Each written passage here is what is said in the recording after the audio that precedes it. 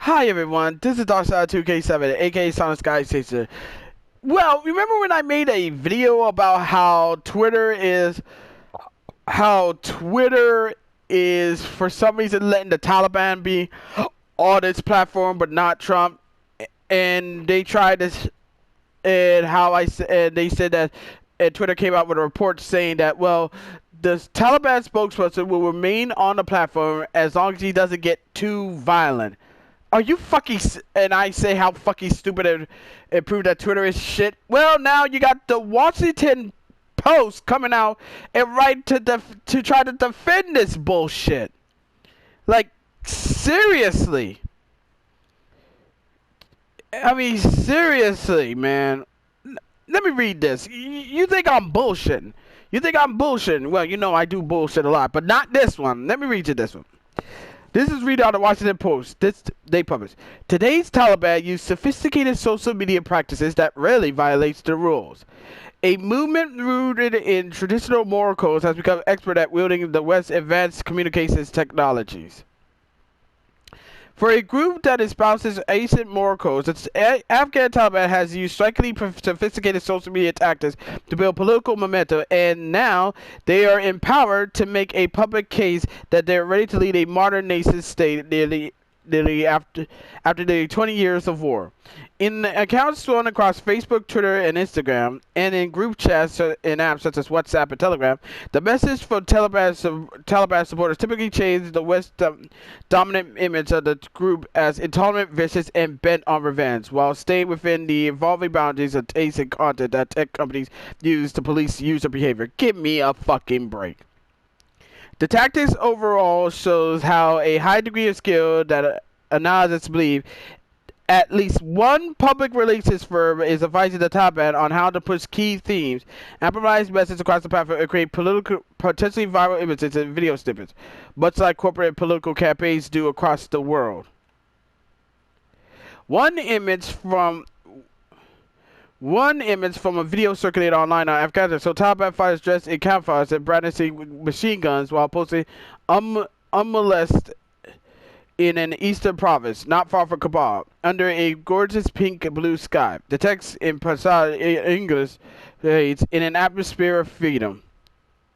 While distribution of such propaganda imagery would have been almost impossible for the insurgent movement there a generation ago, before the arrival of smartphones, internet connections, and free social media services brought unprecedented online reach to Afghanistan. The nation lags the world in internet connectivity, but it has grown sharply over the past decade amidst the guts of international investment. But the audience for much, and perhaps most, of what Taliban supporters push on social media is clearly international. That includes Afghans living in other countries, potential supporters abroad, and even the pronounced skeptic Western powers that have poured trillions of dollars into an attempt to create a durable Western-style democracy in Afghanistan since a U.S.-led invasion ousted the Taliban in 2001. The official Afghan Taliban website offers versions of Pashto, Dara, Arab, Urdu, and English. Only the first two are widely spoken in most of Afghanistan. Recent months have seen an uptick of online messaging offering a gentler, more reassuring face of the Taliban, whose brutality during its previous reign over the nation was notorious, fearing mass execution, representative moral codes, and extent of women from exclusive women from schools and workplace. The Islam Emirate has ordered its Madalin and once again instructs them that no one is allowed to enter anyone's house without permission. Taliban spokesperson Sahel Shahim tweeted on Sunday, "Life and property and honor of none shall be harmed, but must be protected by the Mujahideen." Sharia has more than 350,000 Twitter followers. The Taliban of today is seemingly savvy in technology and social media. Nothing like the group it was 20 years ago, said Rita Cox, executive director of Site Intelligence Group, which monitors online extremism. Analysts cautioned the claims of a more involved and tolerant Taliban should not be taken at face value at the time when the movement that once hosted Osama bin Laden and Al-Qaeda reintroduced itself in the skeptical world. The Taliban espouses a profound tradition notion of Islam, one that has many Afghans with more modern views fleeing in terror by any means impossible. At the same time, the ability of the Taliban and its supporters to operate substantially within the rules of companies such as Facebook, Twitter, and YouTube has left Silicon Valley vulnerable to intensify political cross-currents. U.S. conservatives have been demanding to know why former President Trump has been banned from Twitter while the various Taliban figures have not. The answer, analysts said, was simply that Trump posts for years challenging the platform rules against hate speech and inciting violence. Today, Taliban, by large, does not. The Taliban is clearly threading the needle regarding social media content policy and is not yet crossing the very distinctive policy violating lines that Trump crossed. Bullshit! Bullshit! All he said was go home and be peace. He got banned for that. It wasn't even inciting violence. It wasn't. I mean, stop making. I mean, y'all. Oh my fucking god. Oh my fucking god. Kaz cautioned, however, that doesn't mean that all the Taliban shouldn't be removed from social media because the waves of propaganda and messaging it is spreading, permissible as it may seem by some content policy standard, ensuring a newly emboldened and extremely dangerous global Islamic military movement. The challenge for American technology companies is complicated by shifting geopolitics as the Taliban takes control amidst divergent dissent by even the U.S. government itself. While the State Department has designated the Pakistan Taliban a foreign terrorist organization, it has not applied the same label as the Afghan Taliban. The Afghan Taliban, however, are listed as a sanctioned entity under rulings from the Treasury Department's Office of Foreign Asset Control, OFAC.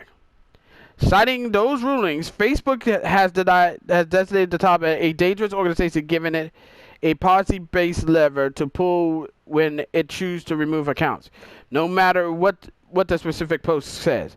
The company even closed down a popular hotline this week that the Taliban set up on Facebook-owned WhatsApp for people to report incidents of violence, looting, and other attacks. That move has prompted a backlash among those who have worked in countries and have been seen as useful in that WhatsApp has played in Taliban operations as it seeks to operate as a government, as opposed to an armed insurgency.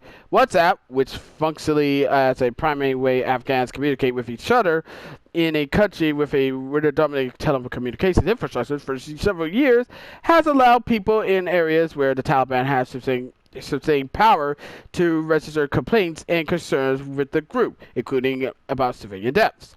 Now that they have taken over the entire country, it becomes very difficult to shut down everything related to them because of them. And since the Afghans suffered, said former international aid worker Ashley Jackson, author of the newly released Negotiating Survivor, Insurgent Relations in Afghanistan. What the fuck are this idiot's writing? Daniel knows a foreign... you know what? I can't read this. I really can't read any more of this bullshit. So basically, what I'm reading from what this shit's saying is that the New York Post is trying to write try to write in a reason why the Taliban can be on Twitter and not Trump. So basically, for what I'm seeing, for what I'm reading, and for what Twitter's saying, Twitter supports terrorists. We are fucked, man. There are so many fuck. And you know what? I have a lovely, lovely friend of mine. A lovely friend of mine who I talked to She said something that actually brought it too. I mean, and also kind of don't you think about it? Don't you think it's kind of interesting how when the Republicans have the White House, they do things like end wars and fights. But when crazy leftists get in, when they do things, they always cause fucking destruction. It's basically what this happened. And basically, now I'm seeing it now because last time I checked, with 4 years with Trump, like him or hate him, he didn't get us into any unnecessary bullshit wars. But bullshit wars or end fights or bullshit wars, and he'd make sure that we didn't get into wars.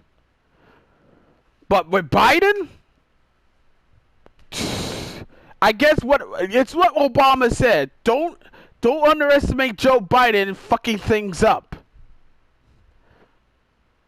They should have took what Obama said about Joe Biden seriously, but they didn't.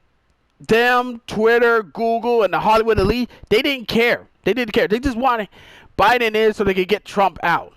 So, to all you idiots who voted for this idiot, vote for this motherfucker in, I just want to say this. This mess, it's on you. It's not Trump's fault that we're in this mess.